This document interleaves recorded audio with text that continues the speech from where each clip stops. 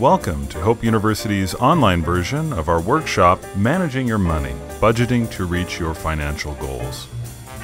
You may have noticed that next to the links to this video were also some links to some documents that you can download and print out in PDF format. If you'd like to take a moment, if you haven't done that already, and pause the video and download those, they include some materials to kind of help you go through the 5-point process of money management, also a spending diary, as well as a budget. All these are things that we'll be talking about. You don't have to have printed them out in order to get some benefit from this video, but they will certainly be helpful to you if you'd like to put some of these principles into practice in your own life.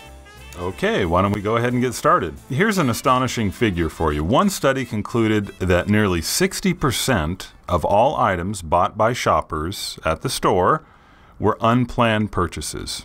Now, when I share that figure with people, I usually get one of two responses. The first one, especially from the men, is, well, big deal. That's me too. I remember one gentleman said it was about 90% when he went to the store was unplanned purchases, and that's just the way that he shops, which is okay, but imagine those odds elsewhere in our lives. What if 6 out of every 10 times you got in your car, you ended up somewhere unplanned? Would you be concerned about that? Do you think your family might be concerned about you? It's just not really logical and often means a waste of resources. Or the other response I often get when sharing this number is kind of a self-righteous response. Maybe we think to ourselves, no way, I don't do that at all. I always only buy whatever it is I plan to buy when I went into the store. And if that's really true, good for you. That is excellent. But this little undo button here is to kind of get you to really think about the reality of that. Imagine I could give you this undo button and you could walk through all of your purchases in your home, everything that you have in your attic, your garage, wherever, your bedroom, and you could hit this undo button for each and every purchase that you would just as well never have made and have the full money back for it. Most of us could probably find a few things that were maybe an impulse purchase, but that we didn't really need. We'd rather have the money back. Well, obviously, I can't give you that undo button, but we certainly can talk about some things when it comes to our behavior that can help us to work on this issue, to be more careful about our spending. This also tells us something, and that is that we all have the ability to make good decisions about the use of our money, especially after the fact. Well, what we hope to do with this workshop is to help you make those wise decisions before the money is spent so that you can get the most out of your hard-earned money. Now, this strange flowchart you're looking at really is just a way of illustrating this process as a whole that we're going to talk about. And if it looks bizarre or confusing, it's just because we haven't explained each of the pieces of the process, each starting with P. As we do, this process is going to make sense as a whole, and we can begin to see how liberating it is to really take control of our own finances and to learn to manage our money instead of our money managing us. Now, I mentioned earlier that this was really a learned process, and in that sense, it's a lot like riding a bike. That's why you see a bike central to this illustration.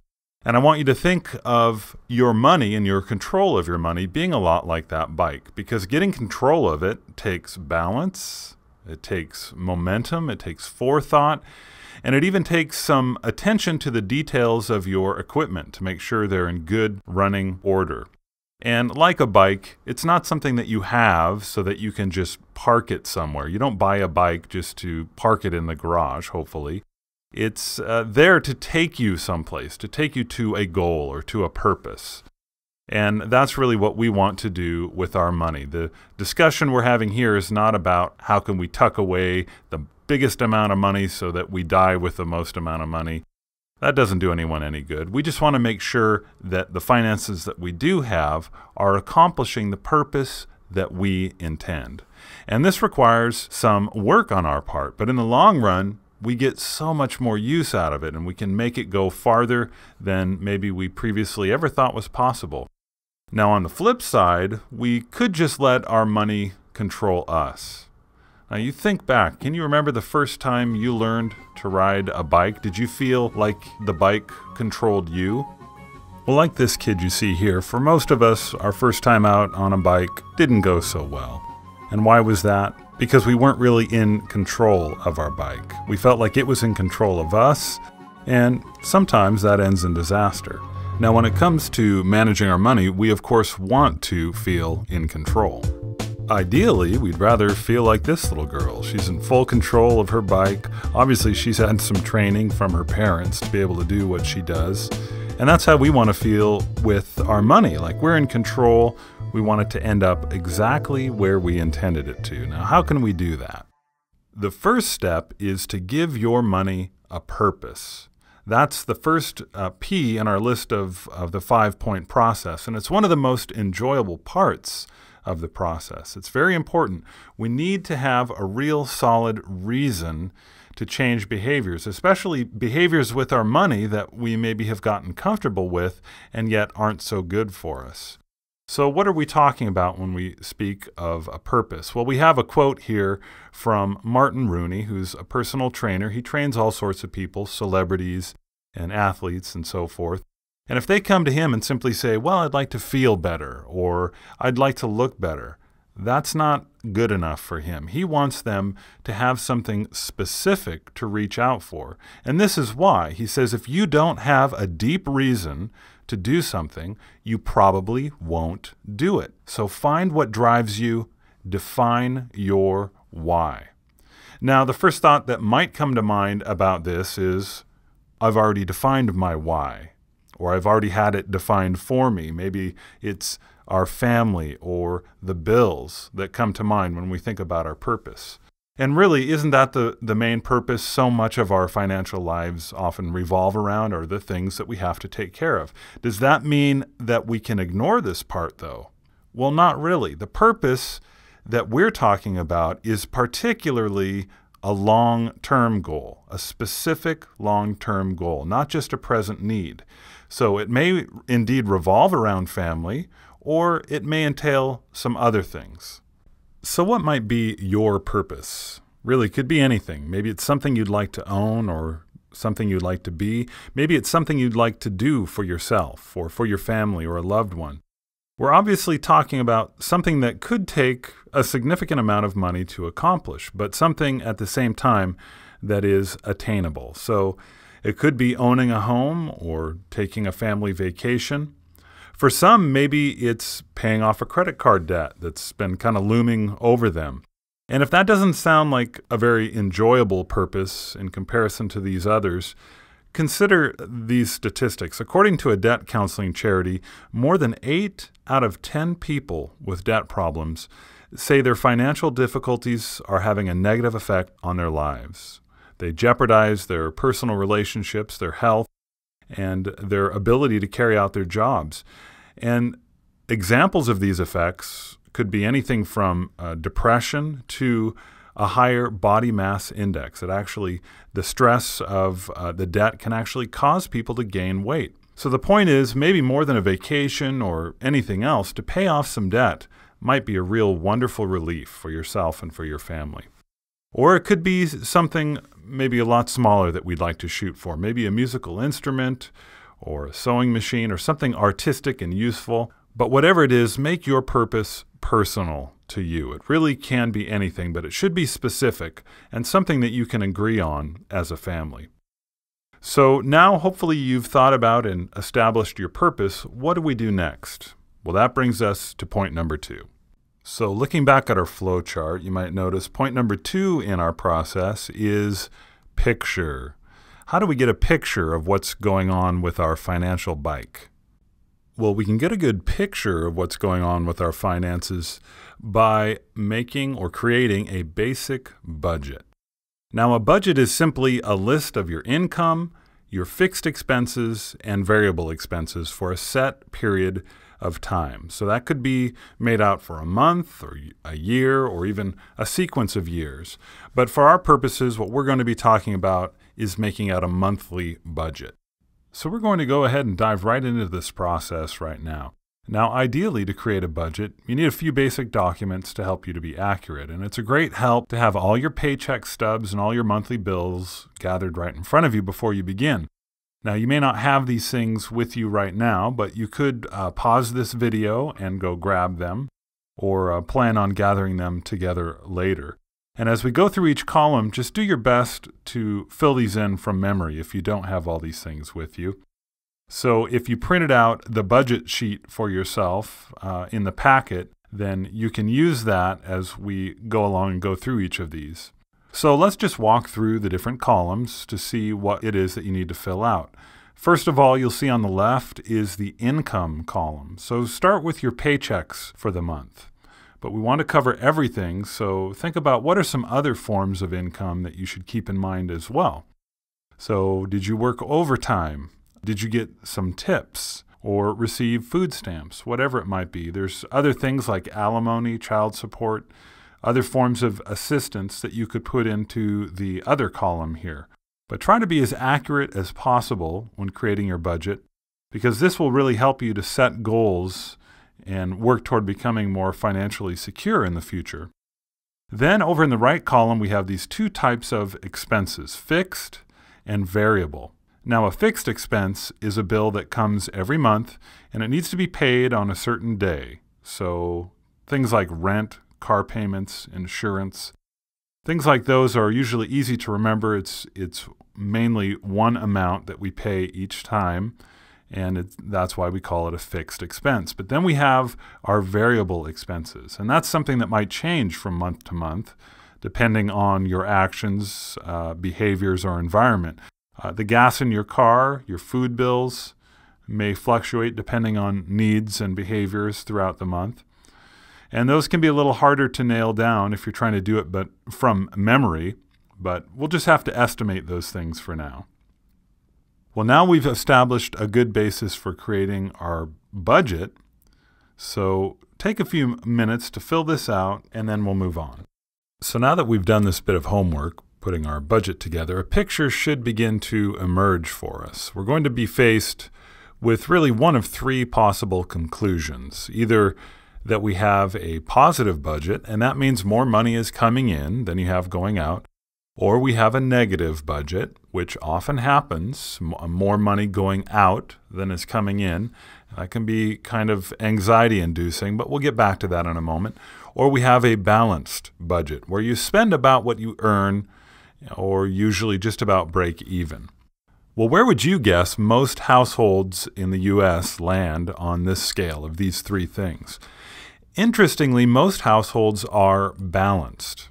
Regardless of what their income is, if they make $500 a month, they spend $500 a month. If they make $5,000 a month, they spend it. And this is true even if there's some measure of debt that the family is facing. It means they're still able to pay minimum payments on credit cards and things like that, but they just break even. So regardless of where we land on this scale of these three possibilities, we should be glad about one thing. We now have a clear picture. Even if it's a negative budget that we found we have, big deal. Now we know. And more importantly, now we can do something positive about it. The point is, we want to achieve a positive budget, a positive balance, of course. When our budget is out of the red, we feel better, we're going to sleep better, and we can really begin working toward whatever our purpose is that we've set for ourselves and our families. So how are we going to make that happen? Of course, nothing makes us feel more judged than a hard look at our own budget. So we're going to step away from that for a moment and take a look at a fictitious individual. This budget that you're looking at here is a fictional person. It's a single parent, could be a mother or a father with one child. And we'll see if we can make some conclusions by this simplified version of a budget that they came up with. So you notice the total income is listed here and total expenses. And just looking at this offhand, can you determine if this is a positive or negative budget? Clearly, it's a negative budget, so we might wonder, was this a good idea to fill this budget out? Well, of course it was, because this parent accomplished one of the most important goals in money management. They have a clear picture of what's going on so they can actually do something about it. So what should they do? Well, that brings us to steps 3 and 4 in our 5-point process of money management. So much of what we are going to be able to accomplish in this process takes place in these next 2 steps listed down in the bottom left of our illustration here next to our bike. And that is point number 3, pump, and point number 4, patch. So how can we do these things financially? Let's talk about that first one, point number 3. So point number 3 that can really help us change a negative income over to a positive one is to come up with ways to pump up our income that's actually coming into the household each month. It may seem overly simple at first, but some of the things we're going to talk about here are just to get you to open up your mind a bit about the possibilities. Is there some way you could be bringing more money into the household? So for those in crisis, of course, there are programs that may be available to you that could be of assistance. HopeSource has programs, like even our energy assistance program, that if one qualifies could be very helpful in pumping up the household's income. DSHS has temporary assistance for needy family, basic food stamps, and then of course there is the food bank. All these are good ways for those who qualify to be able to bring a little more into the household to fill the financial bike tire, so to speak. But then that brings us to these next 3 points. Is there some way that we can earn more or use our skill set to the benefit of ourselves and our family and be creative? Let's talk about earning more, first of all. That, again, sounds deceptively simple. Like maybe we already feel pushed to the limit. We might wonder, what can we do? Well, if we are working part-time, is there another position available in the company or with the individual that we're working for? Is it an appropriate time to ask for a raise? What's the worst that could happen if we were to do that? I know of one individual here in town who's been working for the same employer for over 12 years and has never asked for a raise.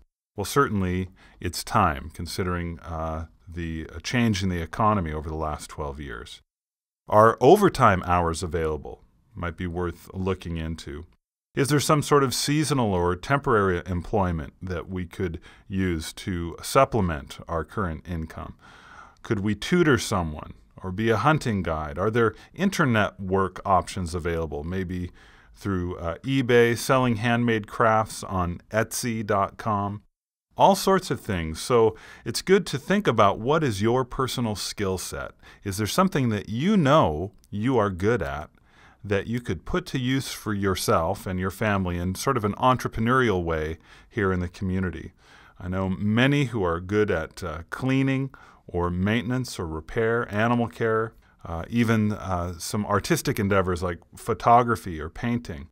So it's worth thinking about, is there some way that we could put those skills to use, get them out there, get them advertised on Craigslist or elsewhere so that we could bring in a little supplemental income for our family.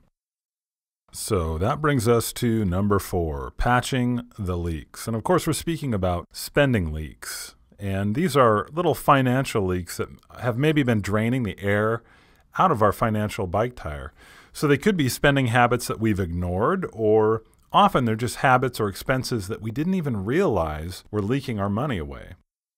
So if you think back to our budget, obviously this would be coming again from the variable expenses. Many times is where we will find these spending leaks. So we need to patch them, or in other words, figure out some way to spend less money or spend no money on these spending leaks. So changing behaviors and variable expenses, those you can control, may help you to balance your budget and turn it more positive. So where are some areas in our spending we might find some spending leaks, and how can we patch them?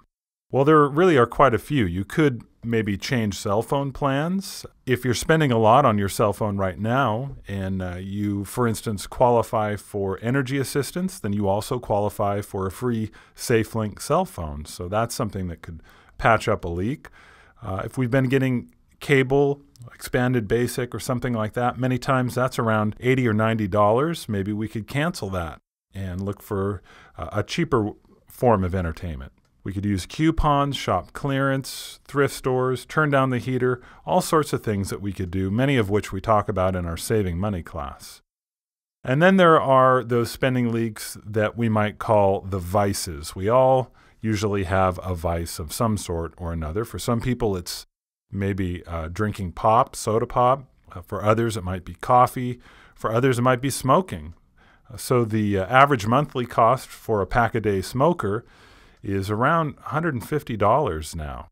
So is there some way that they could do one of the three things mentioned here? Spend a smaller amount, spend less frequently, or replace the habit or behavior altogether? Of course, with something that's hard on our health, that would be ideal if we could replace it altogether. But maybe there's some way that we could spend less in that regard just by cutting back.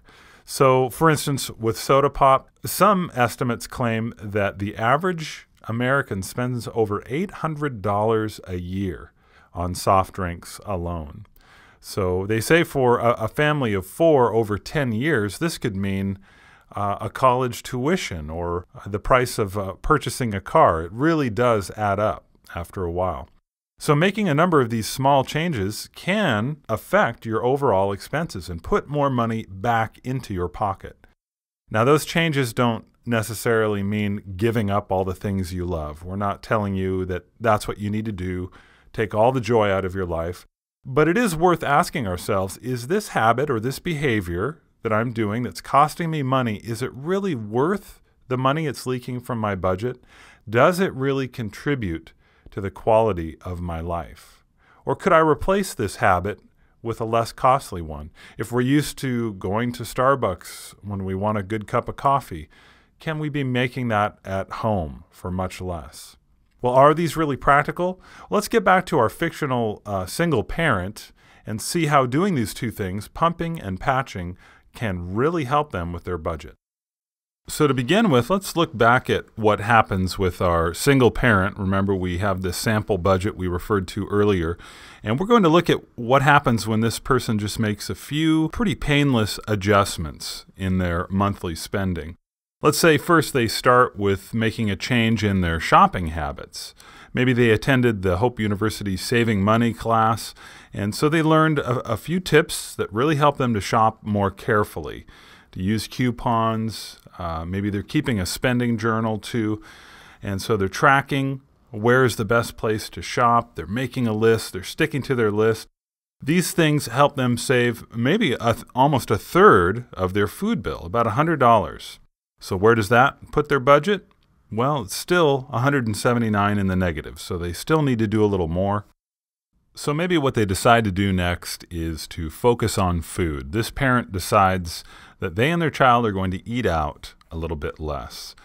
Amazingly enough, most Americans average spending about $250 a month by dining out. So it's a great way to maybe save money because much of that dining out is even just fast food, what is seemingly cheap, quick food. But by cutting out just one trip a week to the restaurant, this person could save as much as $75 a month or maybe even more. So now we're getting closer. How much in the red is this person? Just about $104.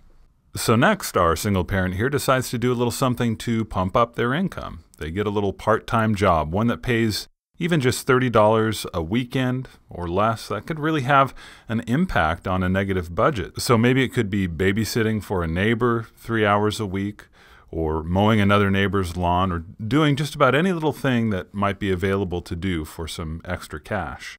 And that can add up to a more secure financial situation. We can see easily here that just $30 a weekend could mean about $120 more a month from this small part-time job. And where does that put the budget?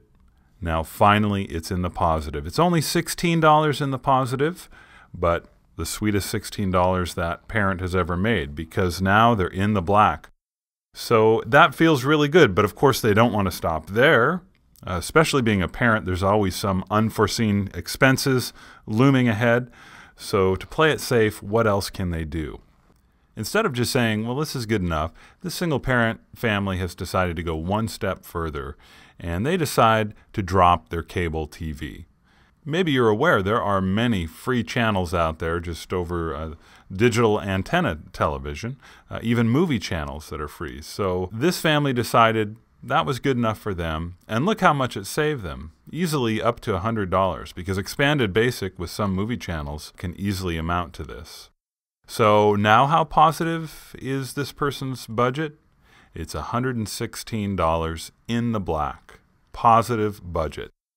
That's almost $1,400 per year. So it's not to say that a person can't possibly even get by on less than this, but again, sometimes there are unexpected or emergency expenses, like your car breaking down or the children needing to go to the emergency room, whatever. And that's why it's so important that we do that little extra so we can cope with and prepare for any unforeseen expenses. So in that sample budget that we just considered, simply making out a budget really helped that person to take note of where they might need to make an adjustment.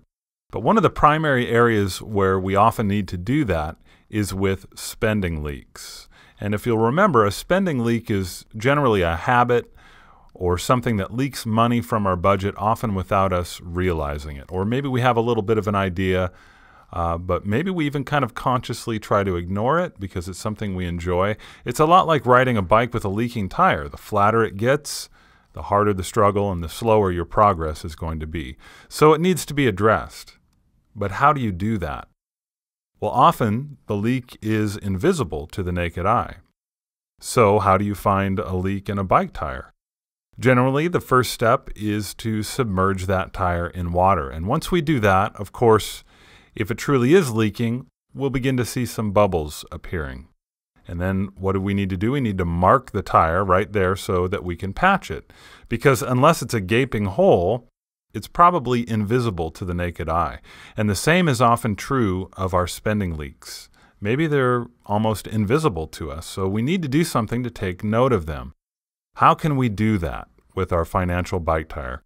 Well, we already discussed making a budget, but that just gave us a very broad picture of our whole financial bike, so to speak. We need to do something to submerge our spending habits so we can see where the bubbles are popping up. And that's where this next suggestion comes in. An excellent way to track leaks is by keeping a spending journal, sometimes called a spending diary. It's a very good way to submerge your financial bike tire, so to speak, and really inspect it. And if you take nothing else from this class and this discussion today, this one thing can be invaluable in getting a good sense of what's going on with your personal finances and helping you to make some changes or adjustments that may be necessary. So there's so many different ways that you can do it. Some people like to use just a small spiral notebook and just keep that with them. Some people get apps for their smartphone that will help them to do this. There are some resources on the internet like mint.com and trackeverycoin.com that are free that will help you to set up your own personalized spending diary or spending journal. And then, of course, there are other free Excel spreadsheets that you can get if you're a little more computer savvy. Or you can simply print out the PDF that's included along with this video file of a spending diary. There's a good generic one there that you can print out. And I personally have used that one and found that it is excellent in accomplishing what a spending journal can accomplish for you, which is simply what you're going to do is list all of your purchases each day, at the end of each day. And especially if you have other family members, you're all sharing the same bank account, then you all need to be on the same page to come together and write down what are we spending as a family on some basic things. Usually they're things that fall under those variable expenses.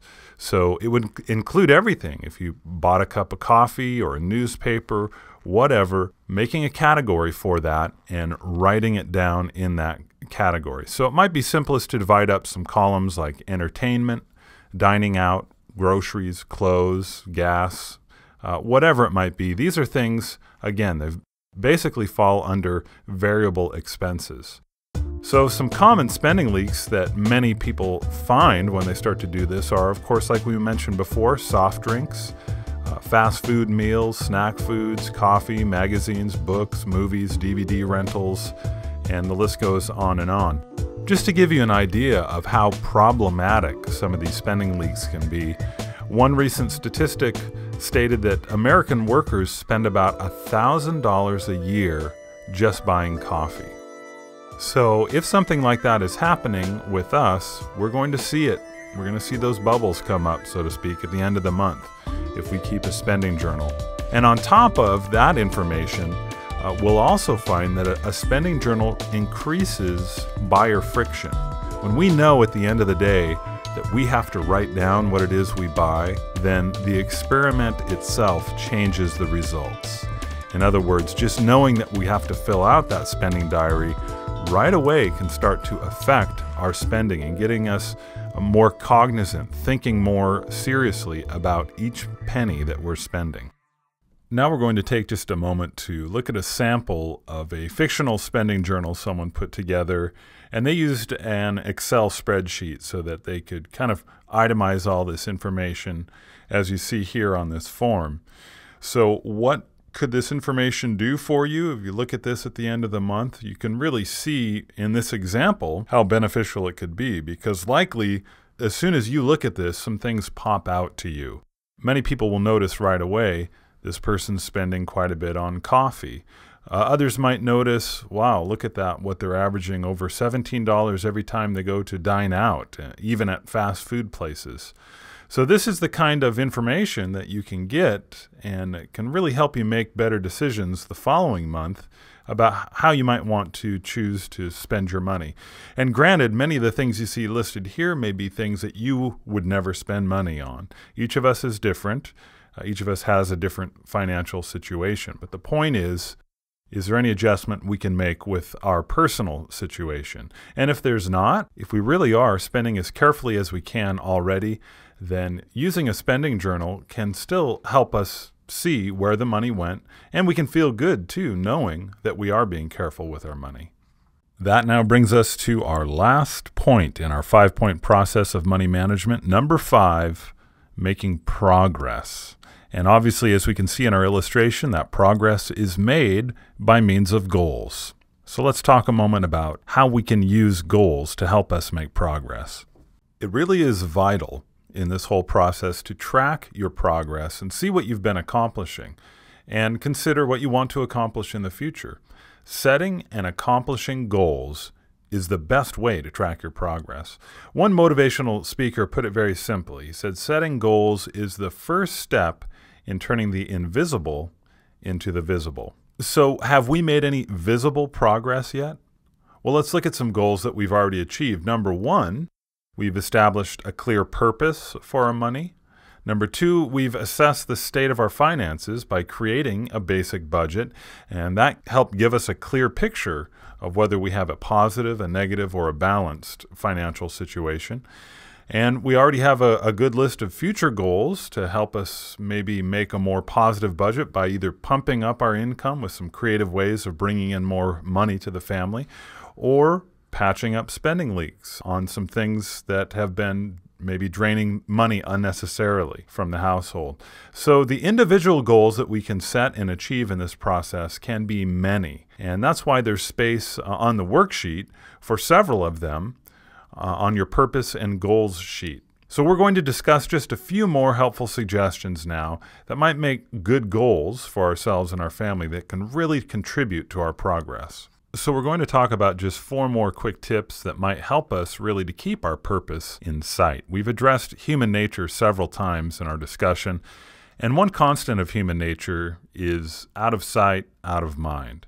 We know the reverse is true as well. Visual reminders of the purpose that we're working toward can be very powerful incentives to help us to stick to our goals. So just some suggestions about putting your purpose where your money is. You might put a Post-it note in your wallet with your purpose written on it.